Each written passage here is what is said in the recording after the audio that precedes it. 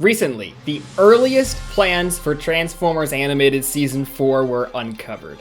These are not the episode ideas from the Allspark Almanacs that we're all familiar with. This is an almost completely different season set on Cybertron, featuring Black Arachnia as the primary antagonist and a wholly different lineup of episodes. This was the first document that head writer Marty Eisenberg wrote and pitched to Hasbro when they were discussing ideas for a 4th season renewal. Hasbro largely rejected this idea, instead favoring Ironhide and Megatron in prominent roles to bring things more in line with the concurrently airing Michael Bay movies. And they were also very hesitant to feature Beast-era characters at that time. Imagine. Before we start, I recently released Transformers Combaticons, a fan-made pilot we spent a lot of time on. In response to many comments asking for more Combaticons, we launched an Indiegogo campaign for a follow-up adventure due to the popular demand. And then no one really saw it, and no one really seems to know that this exists, so I'm plugging it here again. Big season arcs. Who will be the new Magnus? Heir apparent Sentinel or People's Choice Optimus? Megatron manipulating Sentinel from behind bars, Hannibal Lecter style. Decepticon Energon supplies are depleted. New Energon deposits are discovered on Earth, the result of a chemical reaction from the Allspark fragments. Earth becomes the Decepticon target, forcing Optimus to leave Cybertron, leaving Sentinel to take over as Magnus. Black Arachnia stops looking for a cure and decides that techno-organics are, in fact, superior. Expands her ranks of Predacons and revises her agenda to obtain the Allspark in order to spread a techno-organic virus that will turn everybody, robot or organic, into a techno-organic. Unfortunately, she doesn't realize the side effects will also turn them into mindless zombies as well. Prowl's spirit is still contained within the Allspark, occasionally communicates with other Autobots from beyond the spirit plane. Omega Supreme tries to fit in on a Cybertron that would rather forget him and the devastation he once caused. RC takes up Sari's Cybertronian education. Nothing mind-blowing here, but just wait until the episodes. A lot of those ideas were still present in the later versions of the season. We can see that Megatron manipulating Sentinel from behind bars was going to be a whole season-long storyline rather than just contained to the premiere. The late art director Derek J. Wyatt's friend, Heather Morgan, recently asked me to post this in order to preserve the ideas within it. And by recently, I mean it was December. Allspark Almanac author Jim Sorensen had no clue that this even existed, and he says he did not have access to it when he was writing the almanacs. And maybe the reason why is that when I showed this to Marty Eisenberg, he says he probably hadn't even thought about it since he wrote it. He first mentioned this earlier version of the season when I interviewed him a few years ago, but having a whole list of episodes attached to it never dawned on me as a possibility. So keep in mind that there's this document. And after a number of revisions and conversation with Hasbro, we eventually wound up with the final document, or the most recent document, that Jim Sorensen had access to when he was drafting the Allspark Almanac 2. With that in mind, let's jump to the trial of Megatron. Note, this is not necessarily a proposed running order, just a bunch of ideas that Marty, Matt, and Derek have discussed. The trial of Megatron. And who's the only Autobot sleazy enough to defend Megatron? Why, Rattletrap, of course.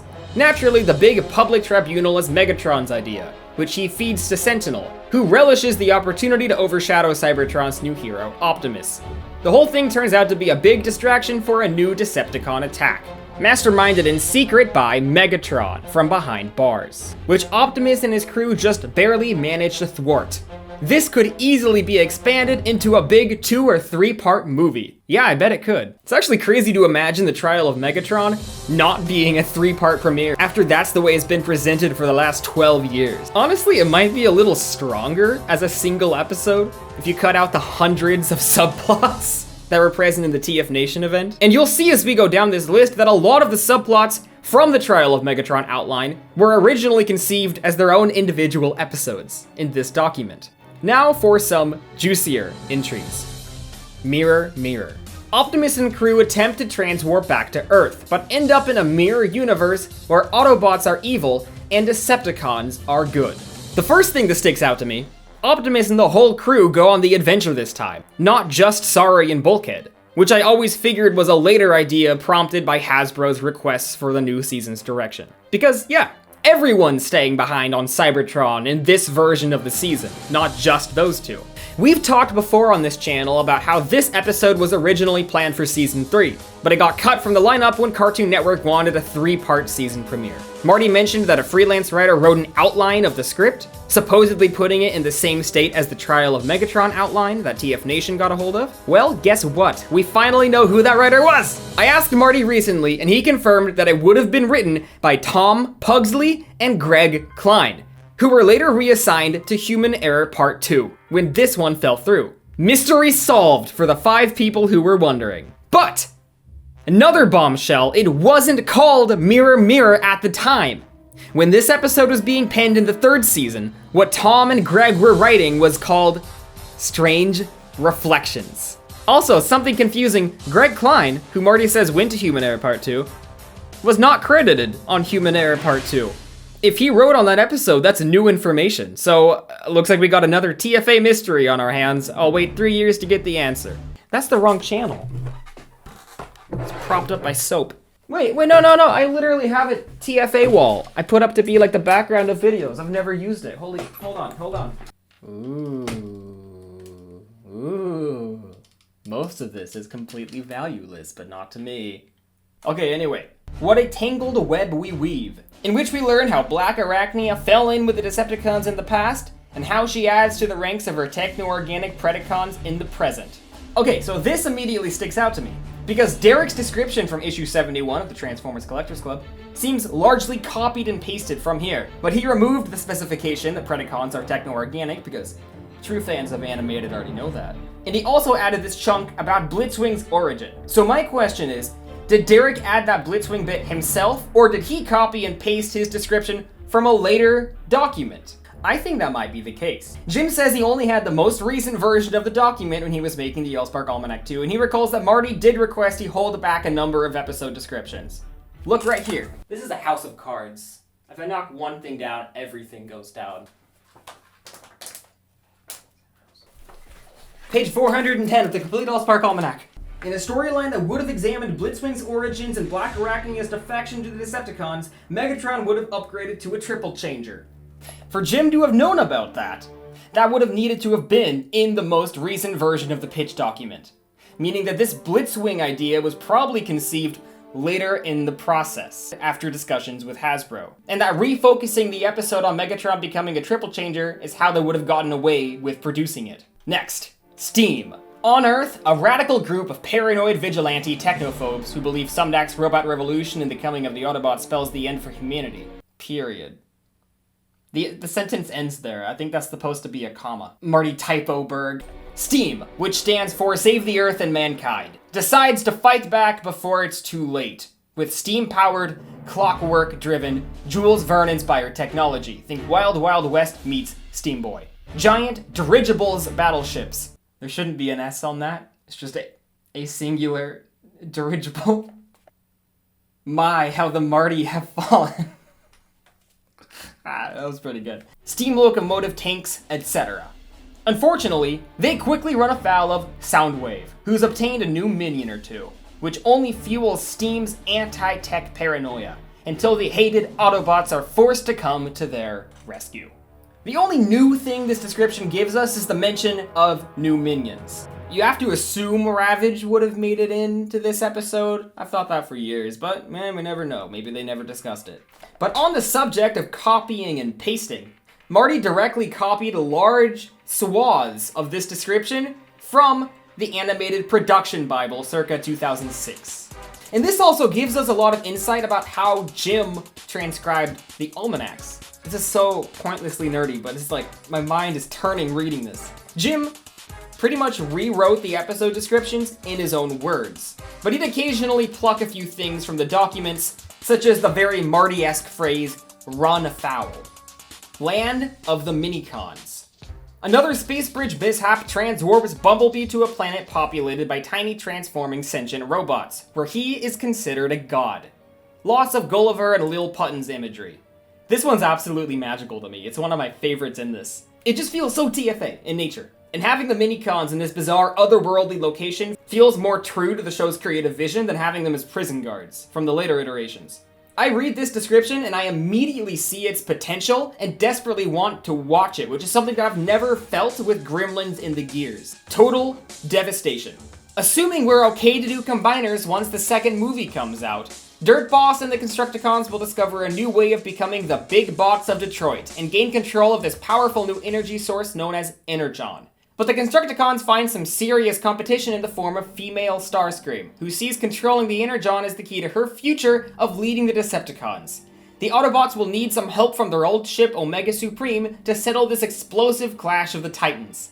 This outline is clearly showcasing the events of Turf War, but it's got a different name, which was presumably changed when they decided Turf War sounded better. When I made a shitty fan season as a small child in high school, my Devastator episode was called Devastation. So it's funny that they'd almost considered that once.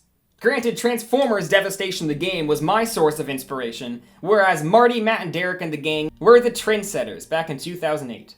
I've pondered over every piece of Transformers Animated Season 4 information that's available, pondering over everything.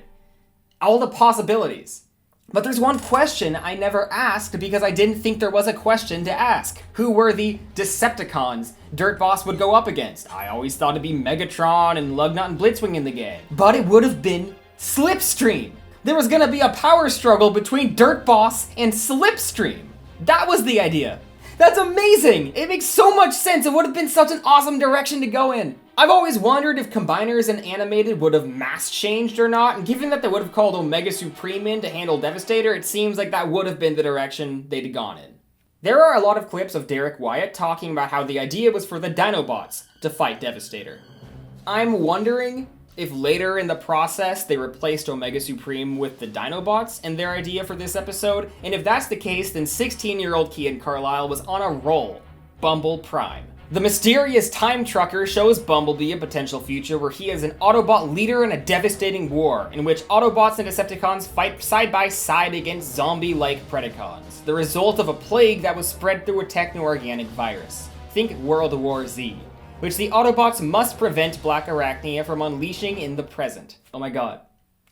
I love this. This is just all the puzzle pieces are coming together about this episode we've never really known that much about. We've known all these loose strands. Galvatron would have led Decepticons. The Autobots and Decepticons would have fought Predacons in the future. Bumblebee would be a Prime, and the Time Trucker would be the catalyst for time travel. But now we know how all of that would have tied together with this description, which is preventing the dark dystopian future in a dual timeline story. Oh, that's insane, because in my head I'd always just assumed that the future of the TFA universe is Predacons taking over Cybertron. But that's not the case. This episode would have been about stopping that dire future. Also, World War Z wasn't a movie yet at that time. It was just a book. And Marty Eisenberg referenced it because he's a literate king. We love him.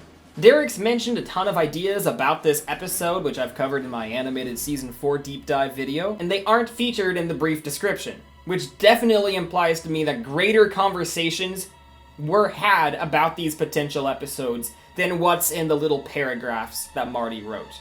And sadly, a lot of these ideas are probably lost to the recesses of memory, especially without Derek around to carry that torch. Speaking of Derek, we found his design for Bumble Prime. That was something we could not locate when we did the animated Season 4 video last year. Derek had done it on sticky notes, but no one I talked to was able to locate them. Shortly after Derek's passing, Josh Perez showed off a lot of his work, and among these were work Derek did during the development of a Transformers show after Animated. It's not quite clear if this is a show that was rejected in favor of Prime, or if this is what eventually became Prime, or maybe a mix of both. But I've shown these on the channel before. I've had these for a while, and little did we know, this one is a rendered, extra detailed version of Bumble Prime. There was some confusion when we posted this online, so to clarify, Derek did a sketch of Bumble Prime during the production of Animated. Later, he decided to reuse that sketch in a new context for a new potential show. So these are not future versions of TFA characters. This is not Bumble Prime. This is just Bumblebee that happens to reuse the design that would have been made for Bumble Prime had that episode existed. Funny thing to end on, this episode was cut from the lineup when Hasbro wanted to move away from Predacons. But just a mere 4 years later, Transformers Prime's Predacons Rising movie was about an army of zombie Predacons attacking Cybertron and the Autobots and Decepticons teaming up to stop them. Literally this episode, but way worse. It came from Cybertron. An Autobot with an important message for Optimus comes to Earth, scans a flying saucer from a cheesy B-movie set, then suffers a memory loss and comes to believe he is really an alien invader called Cosmos. Hilarity ensues. So you can see that Jim and Derek pretty much copied and pasted this directly, but Jim omitted about half of it. And the only thing that's omitted from Derek's is that Cosmos would come to believe he's an alien invader named Cosmos? Does that imply Cosmos isn't actually his name? We'll never know if Derek omitted this from his description because he no longer liked the idea or just wanted to keep it a secret. How you gonna keep him down on the Energon farm? Seeking refuge from the ugly Sentinel versus Optimus for Magnus politics on Cybertron, Bulkhead returns to the Energon farm where he grew up, with fellow Autobot Rubes, Jetfire, and Jetstorm for some much-needed peace and quiet, only to discover the farm is a target for a raid by the Energon-depleted Decepticons. First off, the episode title is an homage to the 1919 World War I song, How You Gonna Keep 'Em Down on the Farm, which according to Wikipedia, highlights concern that soldiers would not want to return to their family farms after experiencing the European city life and culture of Paris. Yeah, I figured a title that oddly specific had to be in reference to something. Marty Eisenberg is the only Transformers writer I can think of who would name an episode of a toy-selling cartoon after a song that's almost 100 years old and completely obscure. But anyways, I'm obsessed with the idea of Bulkhead, Jetfire, and Jetstorm going on vacation together. That's so cute! These are three characters who seem to get very little play in the more modern roadmap of a fourth season. It's a character pairing I've never really thought of before, but god, it has potential now that I think about it. I wonder who the Decepticons would have been. Maybe Shockwave, Lugout, and Blitzwing would have escaped from jail in the premiere, and this is our check-in with them. Maybe this is where we get more time with Team Char. Maybe it would have been a new group of characters. Or maybe they never discussed who the Decepticons would have been. We'll never know, but I'll never stop wondering. And you can see that this got folded into part 2 of the trial of Megatron from the more recent version of the document. And in the more recent Season 4 roadmap, Bulkhead would have stayed on Cybertron the entire season. So it's cool to see it was originally just conceived as one episode. ARACHNUS Prime.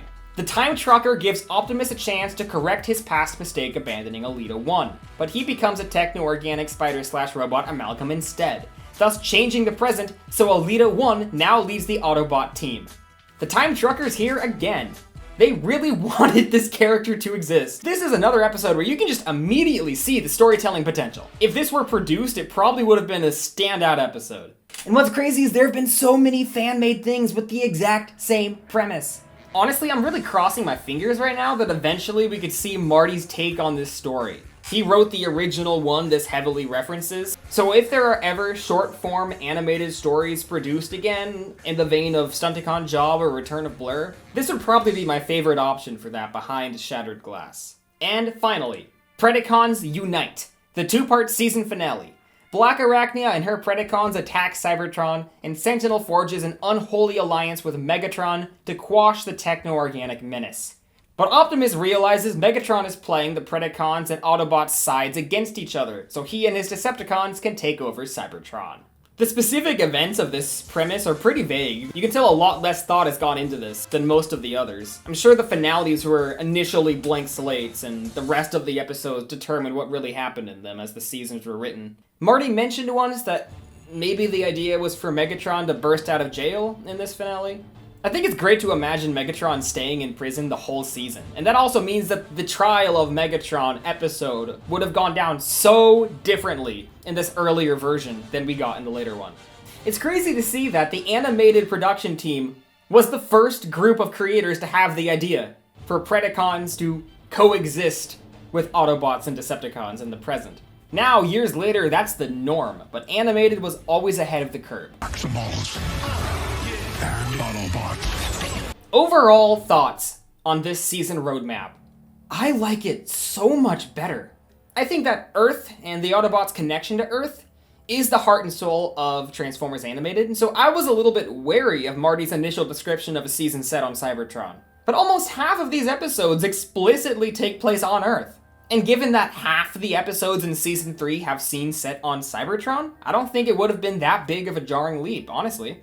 The only thing I prefer from the more recent Hasbro pushed version of the document is this idea of Megatron versus everyone. Blitzwing, Lugnut, and Shockwave turning on their master, falling under Slipstream's command, and joining the Autobots to defeat him. To me, that's amazing, and I feel like you could fit both of those into one season and make it work. And don't resurrect Starscream. I'm just putting that out there. It's Slipstream's time to shine. That's my ideal season. If animated were to get a season 4 and a season 5, I could absolutely see this Black Arachnia stuff being season 4 and then maybe going back to Megatron for season 5. And given that there are 23 pitched episodes that we know of, 2 more seasons would ensure we don't miss any new animated stories. My question to you, and this is a fun thought experiment, if there were to be one more 13 episode season of Transformers Animated, which 13 episodes would you pick of this list? I struggled with my picks, but here are mine. Trial of Megatron, you don't need them to relocate to Earth at the end. Turf War / Total Devastation. Mirror Mirror / Strange Reflections, etc. Go down the list. You can read it. I don't know if this is the most focused season, but these are the episodes that stick out to me as having the most potential. Season 3 was very scattershot if you think about it, but a lot of the strongest stories stem from there as well. So that was me going over this pitch document that Heather found and just rambling and gushing about how good the ideas were. Hope you all enjoyed it. If you want to see more Combaticons, consider the Indiegogo. And that's a wrap. Look how strong I am. Oh my god. Oh, I'm buff.